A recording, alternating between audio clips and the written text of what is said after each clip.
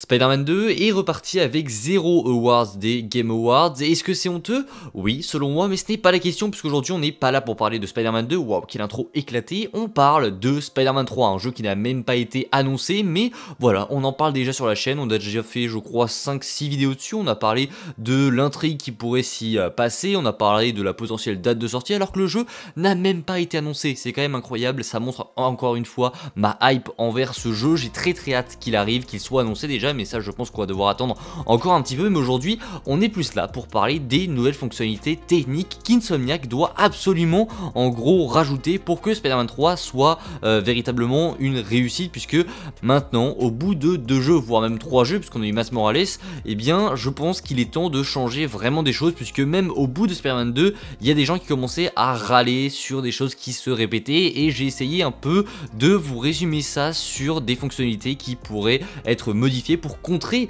donc ces répétitions dans les précédents jeux qu'on a eu. On va donc aujourd'hui revenir sur quelques attentes que j'ai envers Spider-Man 3 du coup, mais surtout sur ce que Insomniac doit faire dans Spider-Man 3. N'hésitez pas à vous abonner, liker, partager, et sans perdre plus d'un instant, eh bien évidemment on en parle. Du coup, première chose qu'Insomniac doit absolument changer, non ce n'est pas un concept art, vous vous en rappelez sûrement puisque c'était un des passages marquants de Spider-Man 2, c'est quand on passe dans une sorte de glacier, c'est sûrement en Antarctique ou quelque part dans le monde, etc.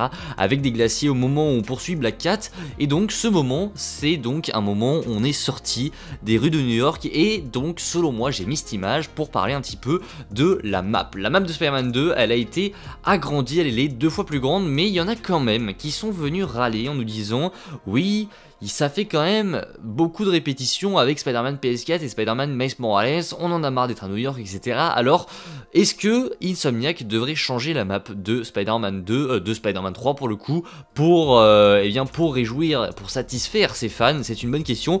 Je pense qu'honnêtement, si je l'ai mis là, c'est pas pour rien, c'est que je pense qu'il faudrait aussi changer la map, non pas complètement, c'est-à-dire ne pas enlever New York complètement et faire que le jeu se déroule ailleurs, totalement, mais je pense qu'on pourrait avoir une intrigue du jeu qui se déroulerait dans une autre ville. Alors là j'ai mis cette image puisque c'est l'une des seules fois en fait où on a un changement radical de map.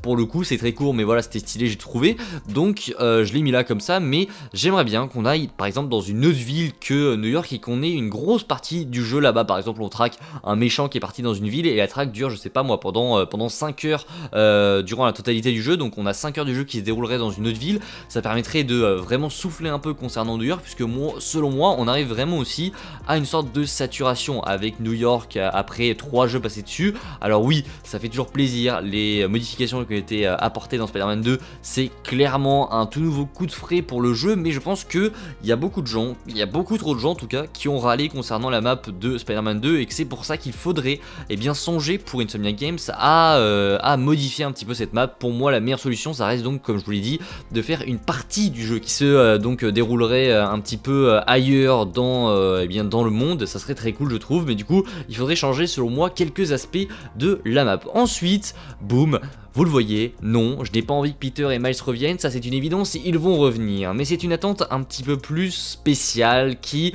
avait été évoquée il y a quelques mois de cela, il y a quelques années même on peut dire, et ça a été une théorie lors du premier trailer qui était tombé.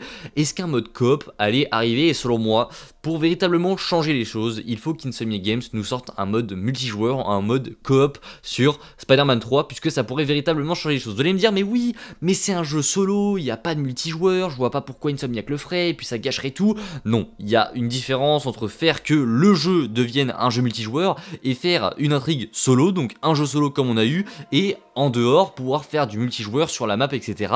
Ça n'a aucun rapport, et ça ne gâchera en aucun cas l'expérience qu'on a sur le jeu solo. Donc pour moi, apporter un côté multijoueur et un mode coop, ça serait quelque chose d'assez exceptionnel. Juste imaginez, vous êtes Peter ou vous êtes Miles et vous vous balancez dans la rue de New York avec votre pote, ça serait juste complètement dingue. On est d'accord? On est d'accord. Donc ça serait clairement incroyable qu'un mode coop ou qu'un mode multijoueur arrive donc sur Spider-Man 3, et c'est l'une de mes grosses attentes. J'aimerais clairement qu'ils le fassent, puisque Insomniac ils avaient répondu un petit peu aux rumeurs à l'époque en nous disant non en fait Spider-Man 2 c'est un jeu solo. Oui, mais c'est pas ça qu'on demande, on veut pas que vous modifiez l'histoire principale du jeu pour nous changer les choses et faire que ce soit un jeu multijoueur. On veut qu'on ait un jeu solo et en plus un mode multijoueur. Ça se fait déjà sur d'autres jeux, donc pourquoi pas le faire sur Spider-Man 3, ça serait quand même assez exceptionnel, mais rien que pour avoir la sensation de se balader avec ton pote dans les rues de New York, et donc il y en a un qui incarne un Spider-Man et l'autre, l'autre Spider-Man, ça serait complètement dingue. Ensuite, boum,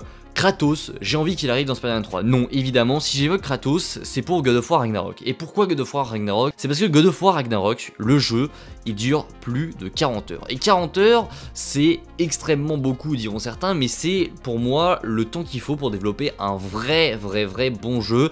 Et c'est évidemment l'une des choses qu'Insomniac doit modifier, c'est-à-dire apporter plus de temps de jeu sur l'histoire principale. Là, Spider-Man 2, je l'ai fini en 12 heures, clairement. Les gens qui disaient qu'il durait 20 heures, etc. Même Insomniac, ils avaient dit qu'il durait aux alentours de 20 heures, c'est faux. L'histoire principale, vous allez la boucler entre 10 et 15 heures au maximum, ça m'étonnerait. Si vous vraiment vous attardez à faire les quêtes annexes, etc., vous allez clairement prendre un peu plus, mais je vous jure que j'ai fait quelques petites quêtes annexes, dans les déroulés du jeu, etc. Il y avait des moments où je me baladais, je faisais juste des petites quêtes annexes, et sans rush le jeu, je l'ai terminé en 12 heures, donc c'est clairement pas forcé, c'est clairement pas rusher le jeu. D'ailleurs, je l'ai fait en live, donc vous étiez avec moi, je l'ai fait en 12 heures, sans rusher le jeu ou quoi que ce soit. Donc il faut que ce jeu, il faut que ce Spider-Man 3 dure plus longtemps, selon moi. C'est quelque chose qu'ils doivent absolument modifier, parce que sinon ça va vraiment commencer à énerver certains joueurs, puisque 20 heures pour moi c'est pas assez. Ça vaut son prix, ça vaut 80 € vu l'expérience on en prend plein la vue à chaque fois qu'on joue à Spider-Man, mais il faut que ça dure plus longtemps pour simplement avoir encore plus d'expérience, avoir encore plus de satisfaction quand on joue à ce jeu, puisqu'il mérite d'avoir simplement plus de temps d'histoire. Ce serait complètement dingue.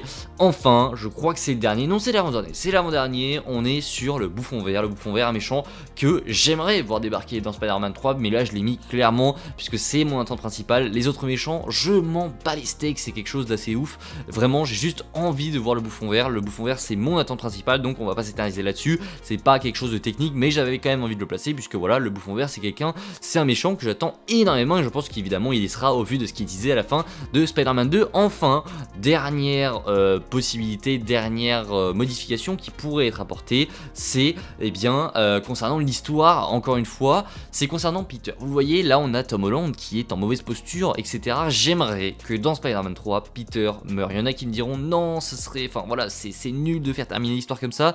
Non, on assiste avec ce Spider-Man PS4, Miles Morales et 2, on assiste vraiment à la chute d'un héros qui au début était tellement tout en haut, qui continue en fait à chaque jeu de s'enfoncer encore plus bas. Dans Spider-Man 4, il a perdu des combats complètement dingues, il a perdu sa tante May.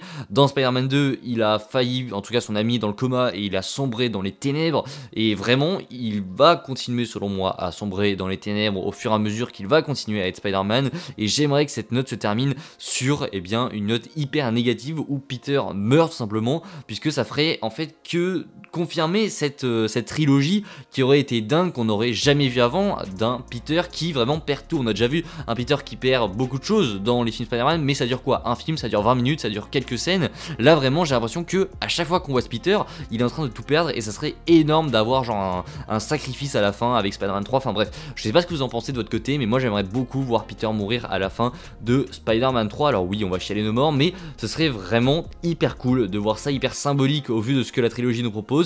Mais en tout cas, voilà, dites-moi en commentaire ce que vous pensez de tout ça, si toutes ces modifications vous conviennent ou pas. Est-ce qu'il y en a que vous modifierez vous-même, ou est-ce qu'il y en a d'autres que vous voudriez apporter? Dites-moi ça en commentaire. N'hésitez pas également à aller voir mes autres vidéos, c'est hyper important pour la chaîne, à liker, à partager, à vous abonner. Je vous dis à la prochaine, c'était Spidey, prenez soin de vous, salut tout le monde.